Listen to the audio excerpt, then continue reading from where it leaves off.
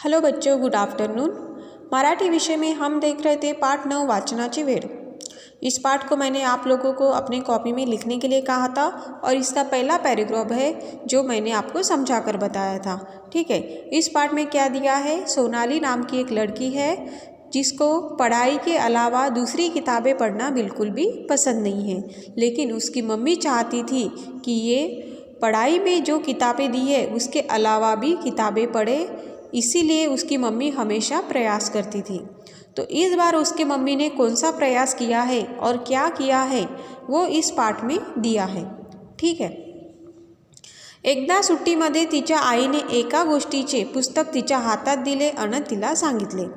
एक छुट्टी के दिन थे और उस समय में उसके मम्मी ने एक कहानियों की किताब जो है वो सोनाली के हाथ में दी और उसको बोला, क्या बोला, सोनाली मला एका शाळेत पाहुणी म्हणून बोलवलं आहे, तिथे मुलांना मी एक गोष्ट सांगणार आहे। उसने बताया कि सोनाली, एक स्कूल में मुझे गेस्ट यानी मेहमान समझकर बुलाया है और वहाँ पे मैं बच्चों को एक कहानी बताने वाली हूँ। मला खूप काही गोष्टी माहिती है, मुझे बहुत सारी कहानियाँ जो है वो पता है, पण कोणती गोष्ट सांगू ते समझेना, लेकिन उसमें से मैं कौन सी कहानी स्कूल में जाके बच्चों को बताऊँ वो मुझे समझ में नहीं आ रहा है। या पुस्तकातली एक गोष्ट सांगावी असं वाटते।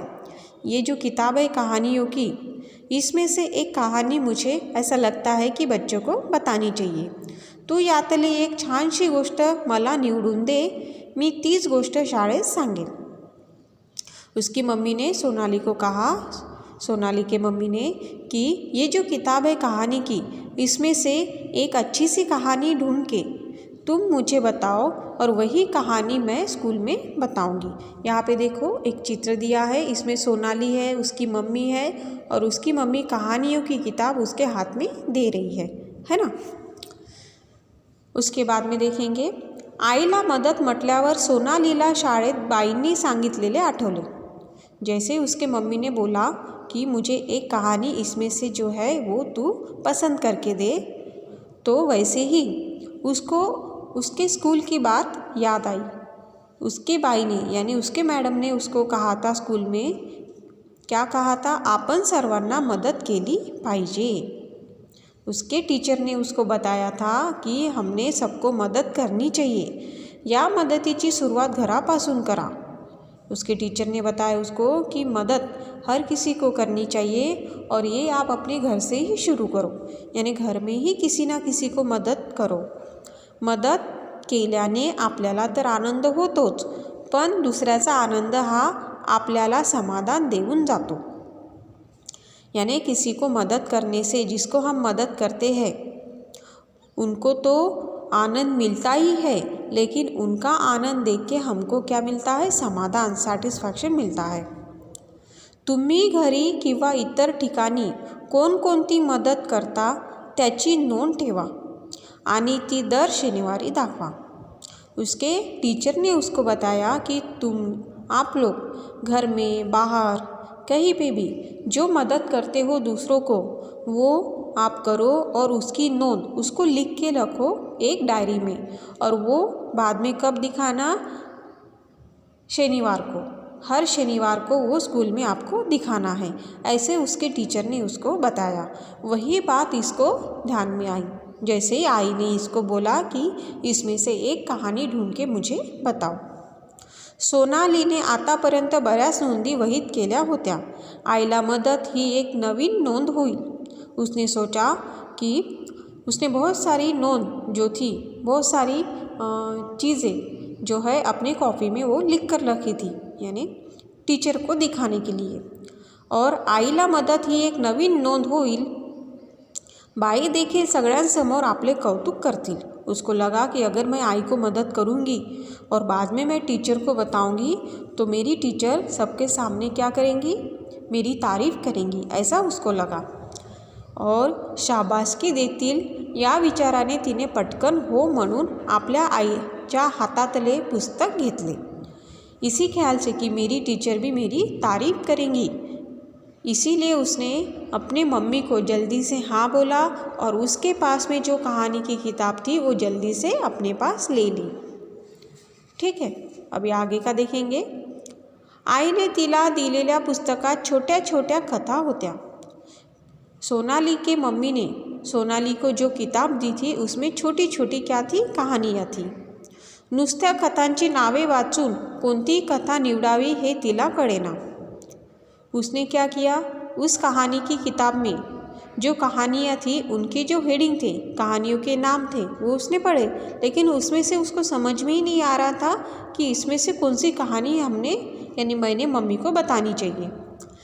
शेवटी तिने नाईलाजाने एक एक करून जवळजवळ 10 कथा वाचल्या।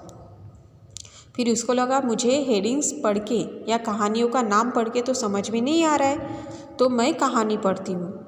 इसलिए उसने मजबूरी से वो एक एक कहानी पढ़ के उसने 10 कहानियाँ ऐसे पढ़ ली। ठीक है, अवघ्या 1-1.5 तासात सारे पुस्तक वाचून झाले। 1-1.5 घंटे में ही उसने पूरी किताब पढ़ ली। खरे तर प्रथम तिला हे फारच कंटाळवाणे वाटले होते। शुरुआत में उसको ऐसे लगा कि ये काम जो है बहुत कठिन है, तो उसको कठिन ही लगा, कंटाळवाणे वाटले होते।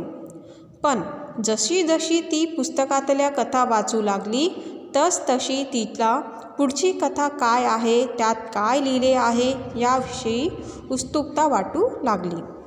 शुरुआत में उसको बोर लगा, उसके बाद में जैसे जैसे वो एक एक कहानी पढ़ रही थी, फिर उसको लगा कि एक कहानी ख़त्म होने के बाद दूसरी कहानी में क्या दिया है, वो उसको जानने की बहुत उत्सुकता लगी थी। यानी उसको जानना था कि आगे की कहानी में क्या दिया होगा। इस प्रकार से उसने एक के पीछे ऐसे एक एक कहानी पढ़ के पूरी किताब जो है वो ख़त्म कर ली पढ़कर। ठीक है, और जब वो किताब पढ़कर ख़त्म हो गई उसको पता भी नहीं चला।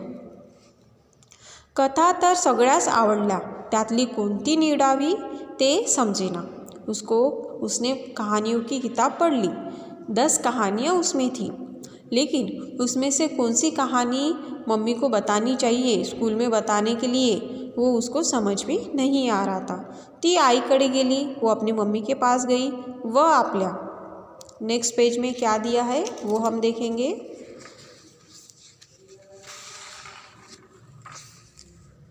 समोरील समस्या सांगितली। मग आईने तिला प्रत्येक कथेचा थोडक्यात सारांश एका पानावर लिहिण्यास सांगितले। उसने अपनी मम्मी को बताया कि मैंने कहानी तो पढ़ी है, लेकिन 10 कहानियों में से कौन सी कहानी अच्छी है या कौन सी बतानी चाहिए वो मुझे समझ में नहीं आ रहा है। फिर उसके मम्मी ने उसको बोला कि तुम एक पेज लो और उस पर कहानी का नाम शुरुआत में और उस कहानी में क्या दिया है वो थोड़ा सा उसका सारांश जो है वो एक पेज पे लिखकर देखो। यानी हर कहानी का नाम लिखना है और उस कहानी में क्या दिया है वो एक पेज में उसको लिखने के लिए कहा। सोनालीला प्रथम हे काम सोपे वाटले, यानी उसको बहुत आसान लगा ये काम। पण 1-2 कथानंतर पुढच्या कथेत काय आहे हे पटकन आठवेनाच। उसने 10 कहानियाँ एक साथ पढ़ी, उसके बाद में 2 कहानियाँ पढ़कर उसने पेज पर लिखे उनका नाम और उसमें क्या दिया है, लेकिन बाकी की तीसरी कहानी में क्या दिया है और नाम तो उसको पता था, वहाँ पे लिखा था, लेकिन उस कहानी में क्या दिया है वो उसको याद ही नहीं आ रहा था। तिने आईला मी पुन्हा एकदा पुस्तक वाचते म्हणून सांगितले। फिर वो फिर से अपने मम्मी के पास में गई और बोली कि मुझे और एक बार किताब पढ़नी है, क्योंकि मुझे याद ही नहीं आ रहा है कि तीसरी कहानी में क्या दिया है, इसलिए। खरे तर आज घरात आजी, आजोबा, बाबा, दादा, काकू, काका या साऱ्यांना सोनालीकडे पाहून नवल वाटत होते। अब ये कभी किताब पढ़ती नहीं होंगी, इसीलिए घर में जितने भी लोग थे, आजी, आजोबा, दादा, बाबा, काकू, काका, ये सब इसके तरफ देख रहे थे, ये आज कैसे किताब पढ़ रही है। इसलिए ये सोनाली जब किताब पढ़ रही थी तो सबको इसके तरफ देख के आश्चर्य लग रहा था कि आज सोनाली किताब पढ़ रही है। ठीक है, यहाँ तक मैंने समझाकर बताया है। आप इस कहानी को, इस पाठ को आपको अच्छे से पढ़ना है और समझना है। ठीक है, आगे का पार्ट जो है वो मैं नेक्स्ट वीडियो में आपको समझा कर बताऊँगी। ओके।